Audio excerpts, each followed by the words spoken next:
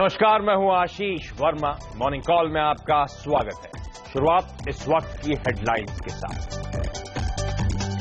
European central bank ने नहीं किया दरों में बदलाव। बॉन्ड खरीद प्रोग्राम को भी दिसंबर 2017 तक बढ़ाया, लेकिन अप्रैल से घटेगी बॉन्ड खरीद। फैसले से यूरो फिसला, डॉलर मजबूत।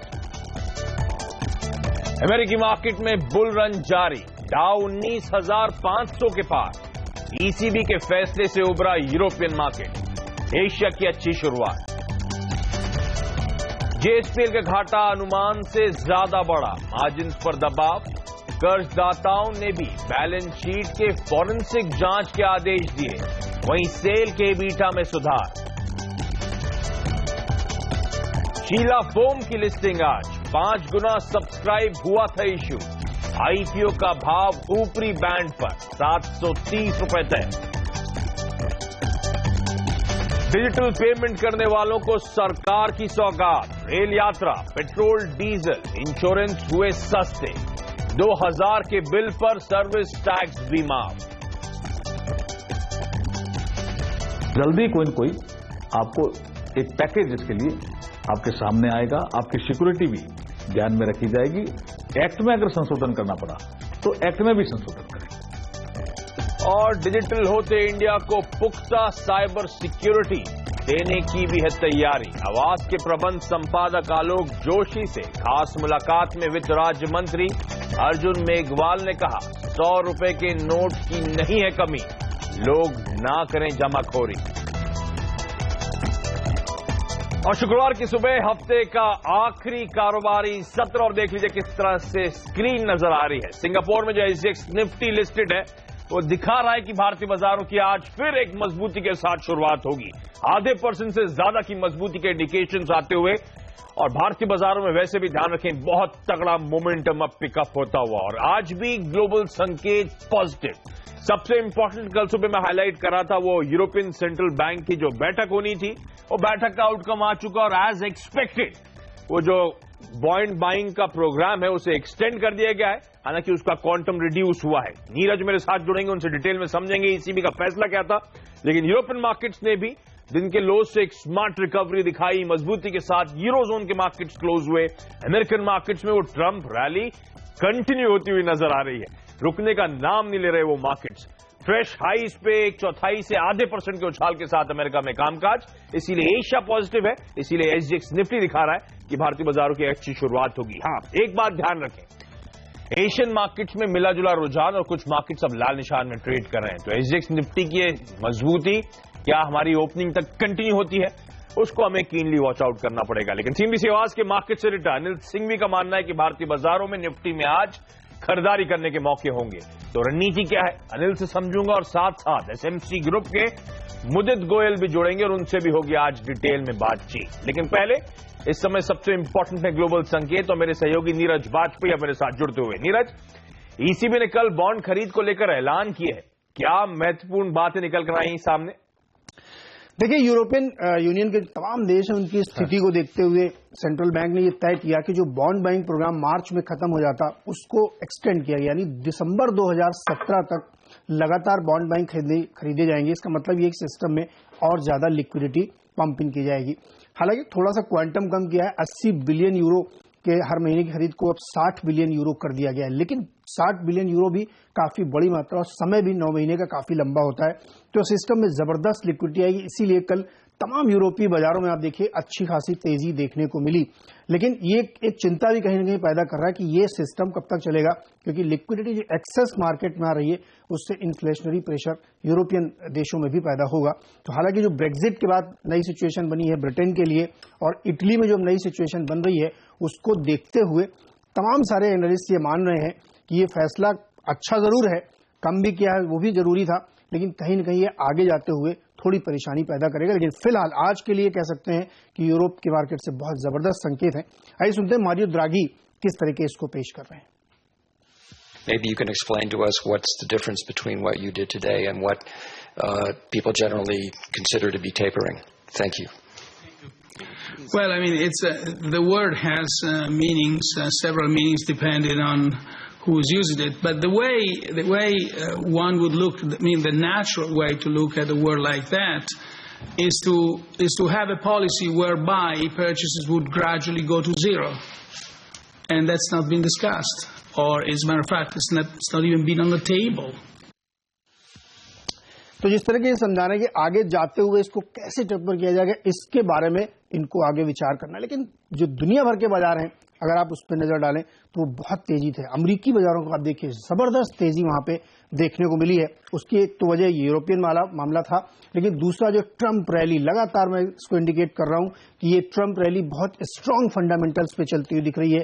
डाउ जोन्स रोज अगर वो 2 पॉइंट में चलेगा तो एक न्यू हाई बनेगा, उसका असर देखने को आपको मिल रहा है। तो ये एक है। लेकिन अब वहां पे भी इस बात की थोड़ी चिंता ये हो रही कि जिस तरीके से लिक्विडिटी डाली गई यूरोपियन मार्केट में, उससे और सिस्टम में तेजी आ रही है पैसे की वजह से।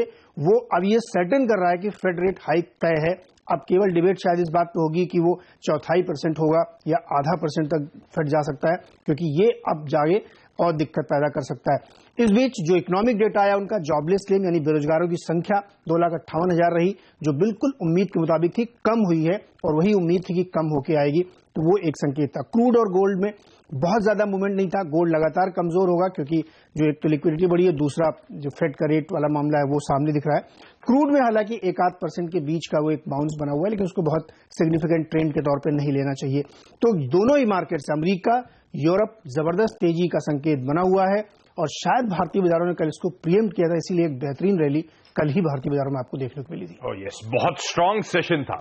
तो ईसीबी ने मायूस नहीं करा है। साल की लास्ट बैठक थी ईसीबी की और एज एक्सपेक्टेड वो बॉन्ड बाइंग जो मार्च 2017 में खत्म हो जानी थी, उसे दिसंबर 2017 तक, यानी कि अगले 9 महीने और एक्सटेंड कर दिया है।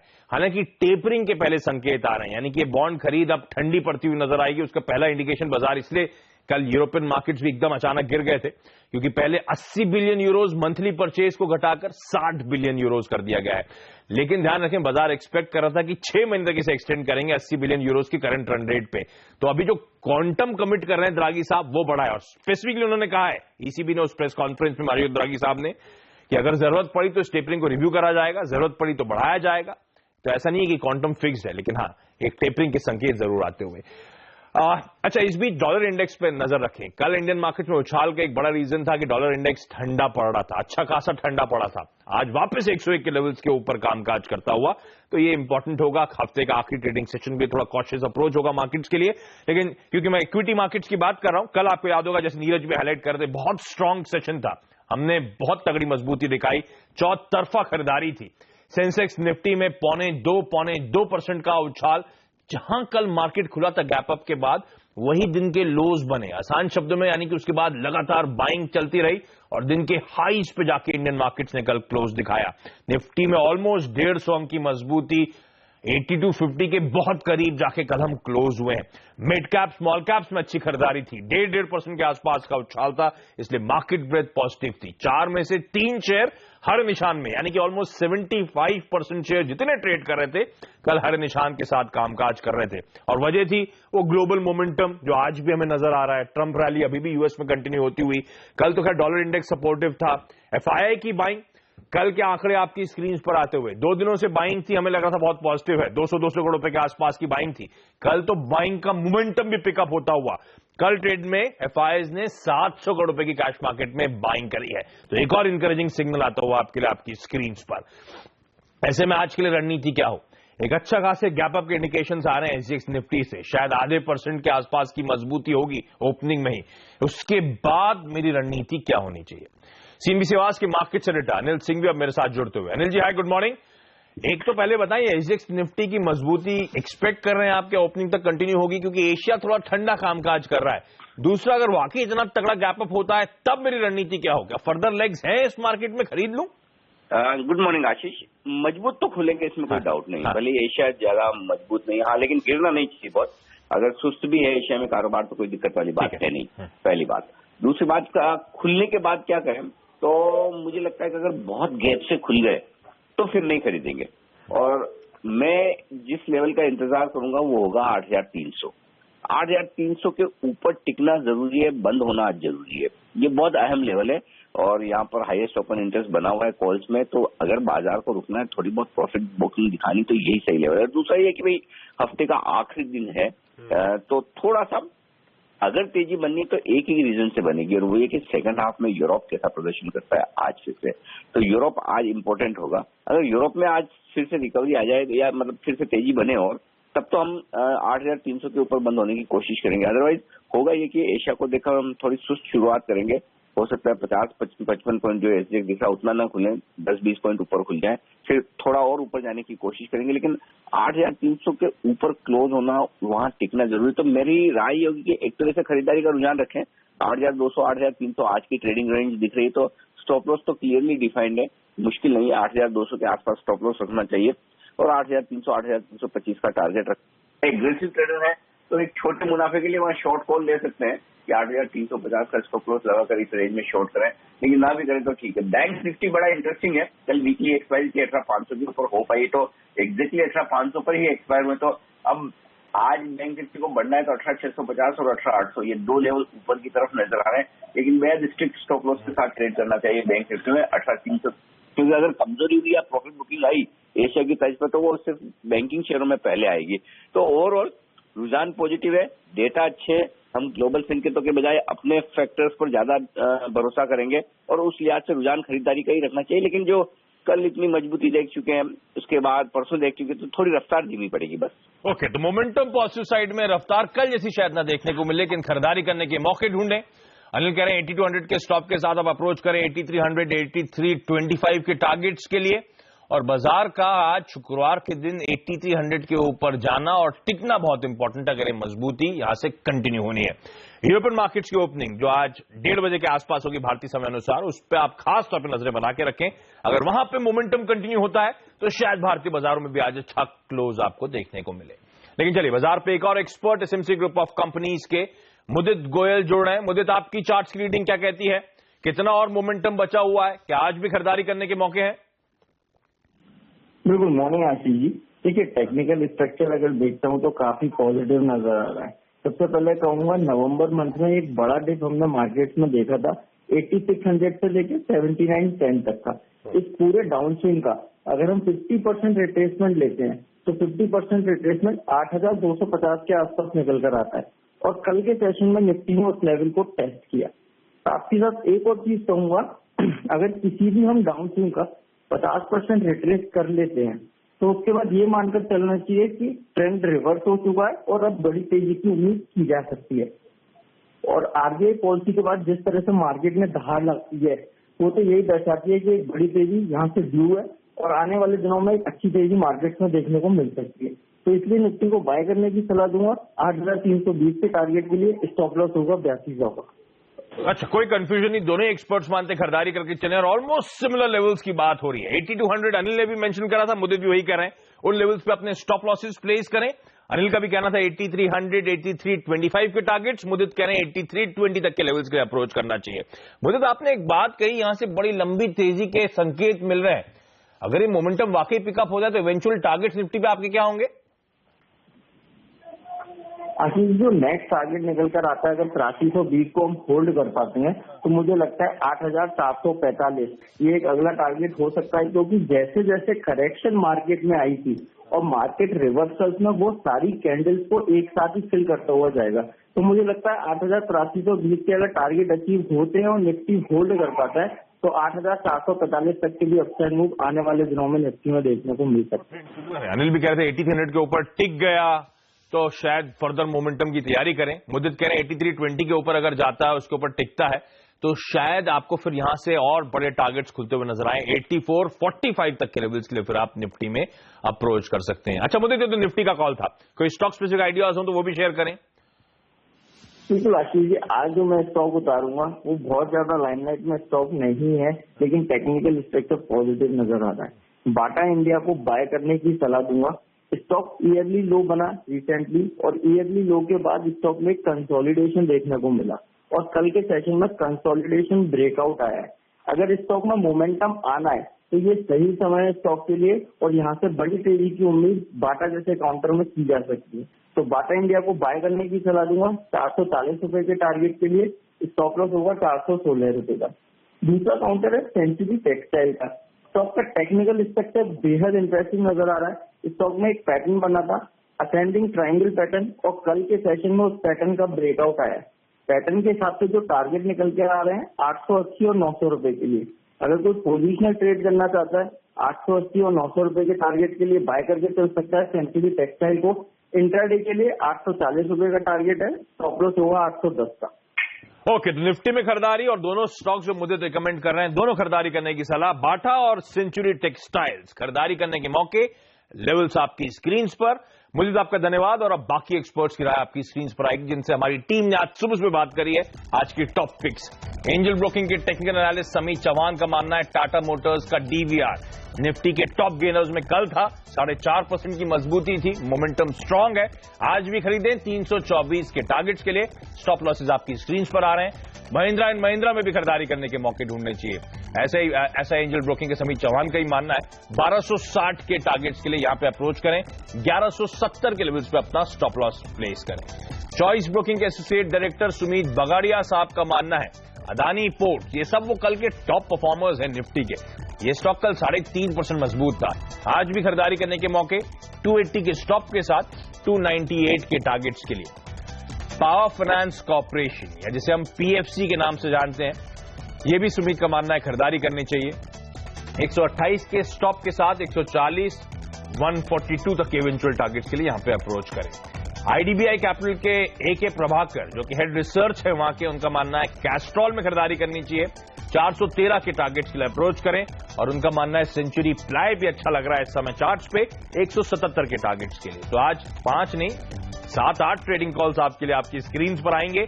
और सबके सब स्टॉक्स में एक्सपर्ट्स मानते हैं खरीदारी करें। निफ्टी पे भी अनिल और निफ्टी पे मुदित गोयल दोनों का मानना था खरीदारी करने के मौके होंगे।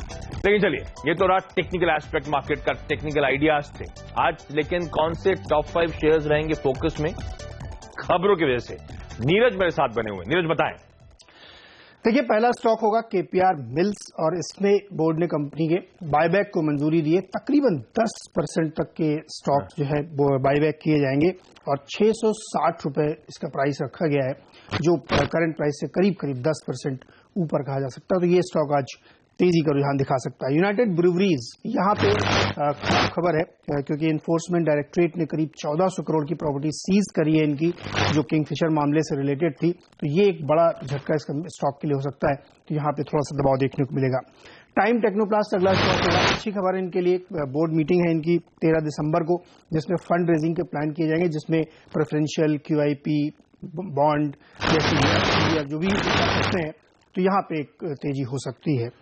ओके, तो ये तमाम वो स्टॉक्स हैं जो खबरों की वजह से फोकस में रहेंगे। ये सब स्टॉक्स आपकी स्क्रीन पे वापस रिवाइज भी करूंगा मैं। लेकिन टाइम टेक्नोप्लास्ट आज रेडार पे नीरज के, और इसके अलावा जो स्टॉक्स हैं वो मैं बाद में कंटिन्यू करूंगा। यहाँ पे मैं एक छोटा सा ब्रेक लूंगा। मैंने कहा था ईसीबी की बैठक का इक्विटी मार्केट में अच्छा खासा असर पड़ा, अच्छे मोमेंटम में इक्विटी मार्केट लौटते हुए नजर आए, ट्रंप रैली कंटिन्यू होती हुई।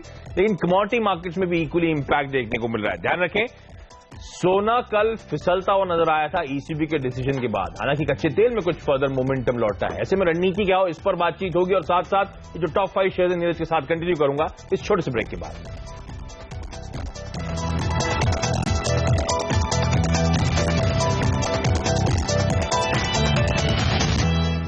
ब्रेक के बाद आपका स्वागत है। नीरज की जो ऑडियो प्रॉब्लम आप लोग फेस कर रहे थे वो रेक्टिफाई हो चुकी है। नीरज जी कंटिन्यू करें अपने स्टॉक से न्यूज। जी बिल्कुल, जैसे हमने आपको केपीआर मिल्स, यूनाइटेड ब्रूवरीज और टाइम टेक्नोप्लास्ट बताया है। चौथा स्टॉक होगा बैंको प्रोडक्ट्स। इन्होंने अपने बायबैक प्लान को वापस ले लिया है, रद्द कर दिया। तो ये एक नेगेटिव खबर, जो तेजी आई थी वो रिट्रेस होती हुई दिखेगी। और आखिरी जो 5वें स्टॉक्स होंगे वो मार्केटिंग कंपनीज होंगी ऑयल की, IOC, BPC, HPC। कल वित्त मंत्री ने अनाउंस किया है कि 0.75% डिस्काउंट मिलेगा जो लोग डिजिटल माध्यम से पेट्रोल और डीजल खरीदते हैं। ये बड़ा झटका इनके लिए, क्योंकि ये क्लियर नहीं है कि ये कौन बर्दाश्त करेगा, कंपनियां झेलेंगी या सरकार की तरफ से कोई सब्सिडी दी जाएगी। तो ये एक बड़ा है, क्योंकि जो डिजिटल पेमेंट का है वो 20 से बढ़कर 40% हो गया। यानी कुल जो पेट्रोल डीजल बिकता है उसका 40% क्रेडिट कार्ड या डेबिट कार्ड या ऑनलाइन माध्यम से जाता है। तो ये एक नेगेटिव खबर है तीनों कंपनियों के लिए। ओके, तो ये तमाम वो स्टॉक्स हैं, तमाम वो सेक्टर्स हैं जो ट्रेड में आज खबर की वजह से फोकस में रहेंगे। उसका क्विक रैप अप आपकी स्क्रीन पर आता हुआ। लेकिन चलिए, आज की कमोडिटी और करेंसी मार्केट की टॉप स्ट्रैटेजीज पे बातचीत करने के लिए कुंवर जी ग्रुप के रवि देओरा मेरे साथ जुड़ते हुए। रवि जी क्या रिकमेंड कर रहे हैं अपने क्लाइंट्स को? Good morning Ashish ji. हमारे क्लाइंट के लिए आज स्ट्रेटेजीज हमने करेंसी एंड कमोडिटीज में दिए। उसमें सबसे पहले करेंसीज की बात करें तो लग रहा है कि जिस हिसाब से हायर लेवल से यूएसडी INR में जो प्रेशर बना था as a part of profit booking, तो आज के दिन शॉर्ट कवरिंग का होगा। डॉलर में मुझे स्ट्रेंथ दिख रही है आज के दिन में। डॉलर इंडेक्स भी जिस हिसाब से ट्रेड कर रहा है तो दिखा रहा है कि आज यूएसडी INR पे अच्छा एक सपोर्ट लेके एक वर्क कर सकते। तो मुझे लग रहा है कि आज के दिन में डॉलर यूएसडी INR पे बाई करनी चाहिए, जिसका इमीडिएट टारगेट रहेगा 67.82 एंड स्टॉप लॉस रहेगा 67.24। कमोडिटीज में मेरी स्ट्रेटेजी है वो डिपेंडेंट ऑन जो चाइना के डेटा है उस पर डिपेंडेंट रहेगी। उस पर मेरा फर्स्ट रिकमेंडेशन बेस मेटल्स पे रहेगा। तो बेस मेटल मुझे आज काफी अच्छा दिख रहा है जिस हिसाब से चाइना के डेटा निकल के आए। तो चाइना के डेटा जो 2011 के बाद हाईएस्ट लेवल पे प्रोड्यूसर प्राइस इंडेक्स आया, तो मुझे लग रहा है जिंक बाय करना चाहिए आज के दिन के लिए, जिसका जिंक का स्टॉप लॉस इंट्राडे रहेगा 179.2 एंड टारगेट रहेगा 182.8। मीन से 183 तक टारगेट आज के दिन में देखने को मिल सकते। साथ में मेरा सिल्वर में शॉर्ट रिकमेंडेशन रहेगा 41,520 पे शॉर्ट करना है, जिसका इंट्राडे स्टॉप लॉस रहेगा 41,800 एंड इंट्राडे टारगेट रहेगा 41,000। तो लग रहा है कि आज बुलियन में प्रेशर देखने को मिलेगा एंड बेस मेटल्स में पॉजिटिव। तो जिंक खरीद के चलें बेस मेटल्स में, बुलियन में चांदी बेचने की सलाह, और रुपया शायद आज कमजोर होगा तो बाय करके चलें। लेवल्स आपकी स्क्रीन पर। रवि जी आपका धन्यवाद और छोटा सा ब्रेक के बाद एक क्विक मार्केट चेक।